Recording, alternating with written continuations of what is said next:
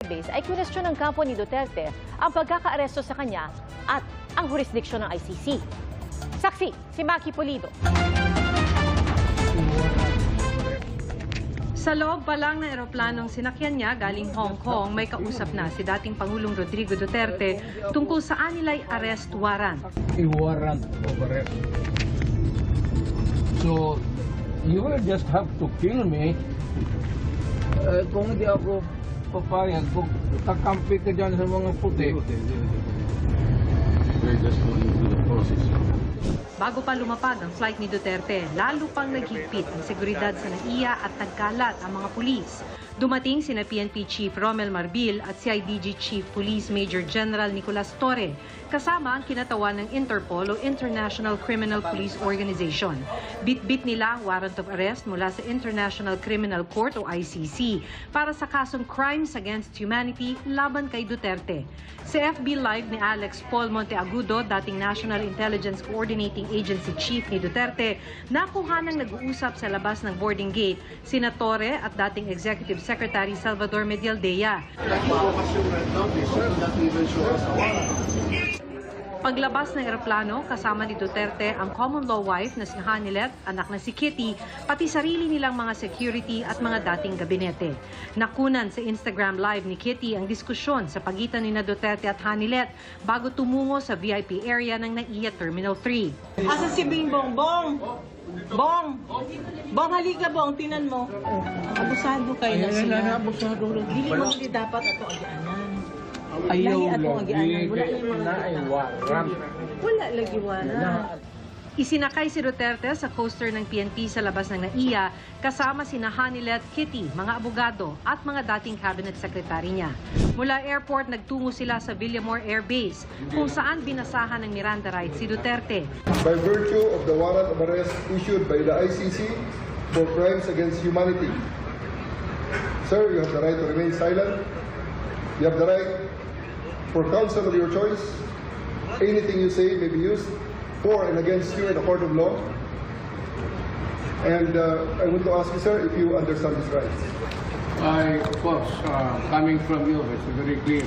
Inusisa ni Duterte kung ano ang mga ginawa niyang krimen Pursuant to Article 25(3)(a) of the statute for crimes against humanity and pursuant to Article 7(1)(a) of the same statute for murder, sir, committed in the Republic of the Philippines.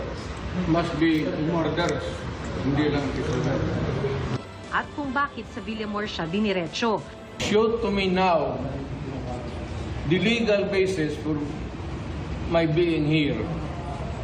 As apparently I was brought here not of my own volition. Kinwestiyon naman ng ilang miyembro ng dati niyang gabinete ang jurisdiksyon ng ICC. Chief General naman kayo. Alam niyo ba na hindi man lang siya na-serve kung anong kaso pinag-charge sa kanya ngayon? Hindi niya alam. No? Kahit na PI man lang. Alam mo, ang charge sa kanya nasa jargo lang. And then, hindi pa kayo na ano na ganito ginagawa natin. Sumusunod tayo sa isang entity na hindi na tayo membro. Nag-withdraw na tayo. Questionable warrant of arrest. Ano naman ito, sir? Sa loob ng Kalayaan Hall, pinakain ng dating Pangulo at chinekap ng doktor. Maghapon naman sa labas ng airbase ang mga abogado niya. As a matter of constitutional right, kahit na-arrestuin mo yung tao, you are entitled to legal assistance as well as immediate medical assistance. I was asked for a copy of the warrant. Wala naman. Bandang hapon, ipinadala kay Duterte ang kopya ng warrant of arrest mula sa International Criminal Court. March 7, inilabas ng ICC pre-trial chamber ang warrant of arrest para sa dating Pangulo. Tinanggap ng pre-trial chamber ang pangangailangang arestuhin si Duterte dahil naniniwala ang ICC prosecutor na walang reasonable expectation na makikipagtulungan si Duterte oras na lumabas ang summons mula sa korte. Pero dahil 2019 usaping patumiwalag sa Rome Statute ng Pilipinas at hindi na state party ng ICC. Interpol ang nagproseso ng warrant. Dati pa sinabi ng pamahalaan na susunod sila kung idadaan sa Interpol ang warrant. Mula sa Interpol Manila, ipinasa ang warrant sa PCTC o Philippine Center on Transnational Crime na siya namang nagproseso para sa pag-aresto kay Duterte sa pamamagitan ng Law Enforcement Agency, ang PNP, bagay na ipinatupad ng CIDG. Sa pahayag ng Malacanang, si Prosecutor General Richard Padulyon ang nagbasa ng ICC notification. Tiniyak ng punong taga-usig na naayon sa batas ang proseso ng paghahain ng warrant sa dating Pangulo. Kung may mga tanong raw sa validity ng warrant, dapat itong questionin sa korteng nag-issue nito. Kay CIDG Chief Torre, humirit ang pamilya ni Duterte na dalhin siya sa ospital.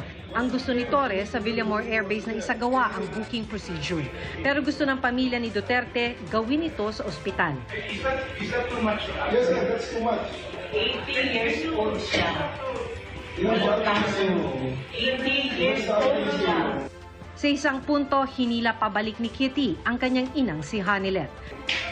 Ilan sa Pilipino ang nahuli kayong araw na to? Ilan ang binigay sa ospital? Kaya nga, ang kaso, gawa lang yung kaso. Ilang presidente na namumuk. So that means that you are banking on the inequality of the law because of the Para sa GMA Integrated News, ako si Maki